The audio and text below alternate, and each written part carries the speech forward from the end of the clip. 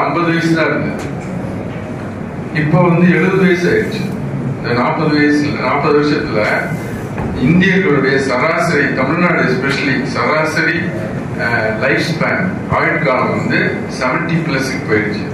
அப்போ நம்ம நிறைய முதியோர்களை பார்க்கிறோம், நம்ம கூட இருக்கிறாங்க. இனி போக போக ஃபியூச்சர் இயர்ஸ்ல இன்னும் நிறைய முதியோர்கள் இருப்பாங்க நம்மளோட. இப்போ எங்களுடைய அனுபவத்திலே பார்த்தீங்கன்னா லாஸ்ட் 15 இயர்ஸ்க்குள்ள எங்க ஓபியில் மெஜாரிட்டி பேஷண்ட்ஸ் முதியோர்கள் தான் வராங்க. மோர் தென் 60, 70 இப்படிதான் வராங்க. ஹாஸ்பிட்டல்ஸ்லயும் பார்த்தா நிறைய ஃப்ராக்சர்ஸ், அவங்களுக்கு கீழே விழுந்துடுறாங்க, ஃப்ராக்சர் ஆயிடுது, அப்படி வராங்க. அப்போ வீட்டில் செகண்ட் தன்மானத்தோட இருக்க வைக்கிறது. அதுக்கு ஃபைனான்சியல் ஃப்ரீடம் ரொம்ப முக்கியம். அது பென்ஷன் வகையிலையும் கிடைக்கலாம், அவங்களோட ஒர்க்ல பென்ஷன் கிடைக்கலாம். அப்படி கிடைக்காத பட்சத்தில் நீங்களாம் இப்போ இளைஞர்களா இருக்கும்போது உங்களோட ஃபியூச்சரை பிளான் பண்ணி ஒரு பென்ஷன் ஃபண்டில் ஸ்மால் அமௌண்ட்டை கான்ட்ரிபியூட் பண்ணி பிற்காலத்துக்கு உங்களுக்கோ உங்க பேரண்ட்ஸ்க்கோ பென்ஷன் வர மாதிரி பண்ணி கொடுக்கலாம். அது ஃபைனான்சியல் ஃப்ரீடம் வரும். that will give some dignity to them. they will have some money to spend and keep a good life. Third, freedom also, இது முன்னாடி ரெண்டுமே கரெக்டா இருந்ததுன்னா they will have better freedom. they can move around, walk around. அவங்களால வாகனங்கள்ல பண்ண முடியும், செலவு பண்ண முடியும், பாதுகாக்க முடியும், சமூகத்துக்கு ஒரு அசட்டா இருக்க முடியும். ஸோ இந்த வகையில வீட்டில் என்னென்ன பண்ணலாம் அப்படின்னா, அவங்க இன்னும் வயது முதிர்ந்தவங்க ஒரு 80+ ஆயிட்டாங்கன்னா அவங்களுடைய மொபிலிட்டி இன்னும் ரெஸ்ட்ரிக்ட் ஆகும், பல தளர்ச்சிகள் வரும். அப்படி இருக்கும்போது அவங்களுக்கு வேண்டிய உபகரணங்கள், ரொம்ப சிம்பிள் உபகரணங்கள் வீட்டில் ரெடி பண்ணலாம். அவங்களுக்கான ஹேண்டில்ஸ் போட்டு கொடுக்கலாம் பிடிச்சிட்டு நடக்கிறதுக்கு. டாய்லெட்ல வெட்டா இருக்கிற ஏரியா தனியா, ட்ரையா இருக்கிற தனியாவா பிரிக்கலாம். ஒரு ஸ்கிரீனோ ஒரு இதோ போட்டு பாதி மாதிரி இது பண்ணி. ஏன்னா எப்பவுமே வெட்டா இருந்ததுன்னா அவங்களால போய் அதுல வலிக்கு விழுகிறதுக்கு நிறைய சான்ஸ் இருக்கு. ஸோ எங்களோட சர்ஜரிக்கு வர பேஷண்ட்ஸ்லாம் கேட்டாக்கா ஒரு 170-80% பார்த்தீங்கன்னா நான் டாய்லெட்டுக்கு போனேன், வலிக்கு விழுந்துட்டேன், ஸ்பைன்ல ஃப்ராக்சர் ஆயிடுச்சு, இடுப்புல ஃப்ராக்சர் ஆயிடுச்சு. மெஜாரிட்டி டாய்லெட் தான் ப்ராப்ளம். ஏன்னா வெட்டாவே இருக்கும் எப்பவுமே. அவங்க போய் காலை வைக்கும்போது வலிக்கிறோம், லைட் போடுறதுக்காக போவாங்க, ஸ்லிப் ஆயிடுவாங்க. இந்த மாதிரி நீங்க யோசிச்சு அவங்கள எப்படி சின்ன சின்ன விஷயங்கள் பண்ணி அவங்கள பாதுகாக்கிறது அப்படின்றது நீங்க வீடு அளவில் பண்ணலாம். உங்களுக்குள்ள டிஸ்கஸ் பண்ணி அதை செயல்முறைப்படுத்தலாம். ஸோ இது ரொம்ப இதுதான் இதோட நோக்கம். முதியவர்களை பாதுகாப்பது, முதியவர்களுக்கான வேண்டிய விஷயங்களை செய்து கொடுப்பது அப்படின்றது தான் இதோடைய முக்கியத்துவமான இந்த செஷனுடைய ஐடியா. ரெண்டாவது ஹாஃப் முன்னாடி சொன்ன மாதிரி டாக்டர் சரவணவேல் என்ன பண்ண போறாங்கன்னா பேசிக் லைஃப் சப்போர்ட். அதுல ரொம்ப முக்கியமான ஒரு 2-3 ஸ்டெப் சொல்லி தருவாரு. அதுல நீங்க 100% உங்களுடைய கான்சன்ட்ரேஷனை செலவு பண்ணி கவனிச்சுக்கிட்டீங்கன்னா உங்களால ஒரு உயிரை காப்பாற்ற முடியும். அது ஒரு உன்னதமான விஷயம். உண்மையிலேயே எங்ககிட்ட பேஷண்ட்ஸ் நீங்க பண்ணீங்க டாக்டர், நீங்க பண்ணதுனாலதான் என்னால இப்படி இருக்க முடியுது, நம்ம ராமகிருஷ்ணன் சார் எல்லாம் சொல்லும்போது, அந்த மாதிரி பேஷண்ட்ஸ் சொல்லும்போது எங்களுக்கு ஃபீஸோடலாம் பணத்தோடலாம் அதுதான் மனநிறைவு ரொம்ப கொடுக்கும். உண்மையிலேயே அது ஒரு பெரிய உன்னதமான விஷயம்.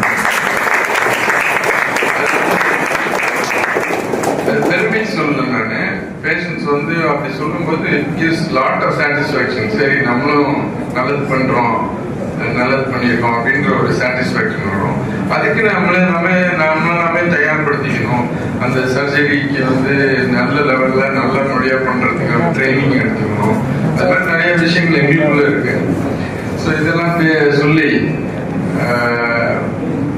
மேற்கொண்டு என்னுடைய கலீக்ஸையும் பேசுறதுக்காக அழைத்து இத்துடன் என்னுடைய உரையை முடித்துக் கொள்கிறேன். நன்றி.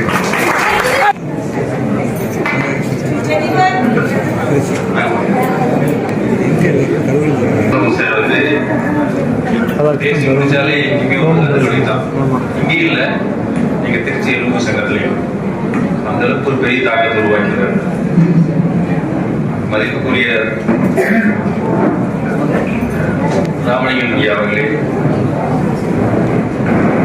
மதிப்புக்குரிய ரவிச்சந்திரன் ஐயா அவர்களே, திருச்சி எலும்பு சங்கத்தின் தலைவர் பாலசுப்ரமணியன் அவர்களே, மீனாட்சி மருத்துவமனையின் எமர்ஜென்சி பிசிஷியன் டாக்டர் சரவணவேல் அவர்களே, எஸ்எஃப்சி திரு கல்யாண சுந்தரம் அவர்களே, மற்றும் நன்றி பாராட்டி தெரிவிக்கக்கூடிய எழிலரசி அவர்களே,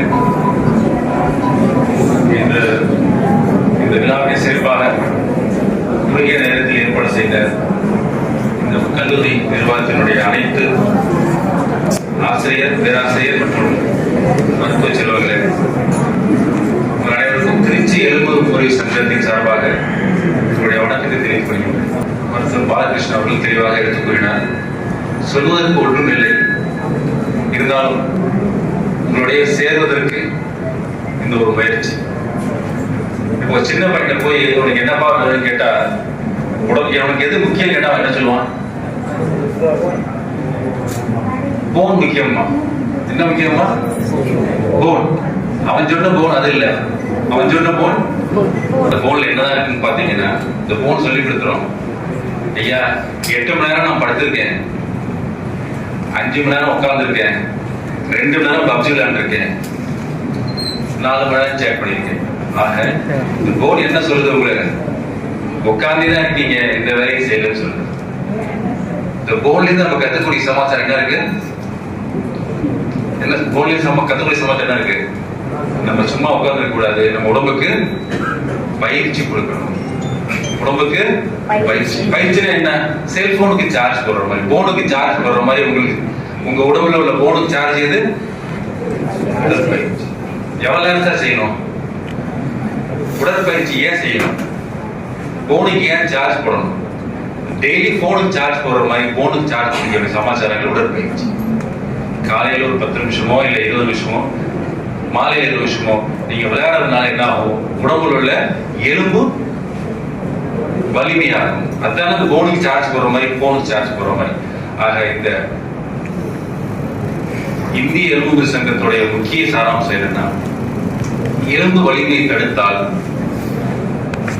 தடுக்கக்கூடிய அனைத்து சமாச்சாரங்களையும் நம்ம தள்ளி போட்டுட்டு அதை வலிமைப்படுத்தக்கூடிய ஒரு முயற்சி தான் போன் ஸ்ட்ரென்தனிங் இல்ல எக்ஸசைஸ். சார் இது முடிஞ்சிருச்சு. அடுத்து இன்னைக்கு கொஞ்சம் நிறைய சின்ன சின்ன விஷயங்கள் பாலசுப்ரமணியன் சார் சொன்ன மாதிரி, இந்த IOA அப்படின்னா இந்தியன் ஆர்த்தோபெடிக் அசோசியேஷன், இந்திய எலும்பு சங்கத்துடைய ஒரு மையக்கூறு என்னன்னா, மையக்கருன்னா ஓல்ட் இஸ் கோல்ட். அது அப்படியே தமிழ்ல சொல்லுங்க. ஓல்ட் இஸ் கோல்ட்னா எல்லாம் தங்கம். அப்படித்தானே சார்? வீட்டுல வயசாயிடுச்சு, அதெல்லாம் தங்கமா? ஓல்ட் இஸ் கோல்ட் என்ன? காலம் பொன் பண்றது. வீட்டுல இருக்க பழசெல்லாம் தங்கம். அப்படித்தானே? அதான் அர்த்தம். அந்த அர்த்தத்துல இங்க சொல்லல. முதியவர்கள் எல்லாம் நம்மை போன்று முன் வாழ்க்கையில் இளைஞராக இருந்தவர்கள், நேற்று இளைஞர்கள், இன்று முதியவர்கள். நாம இன்னைக்கு இளைஞர், நாளைக்கு முதியவர்கள். அந்த காலத்தில் இருந்த ஒரு இளைஞர்கள் வாழ்ந்த காலகட்டத்துல நமக்காக செய்யக்கூடிய அனைத்து சமாச்சாரங்களும் நமக்கு பொன்னானது. சரிதானா? ஒரு கை கொடுத்துருப்பாங்க, இருக்க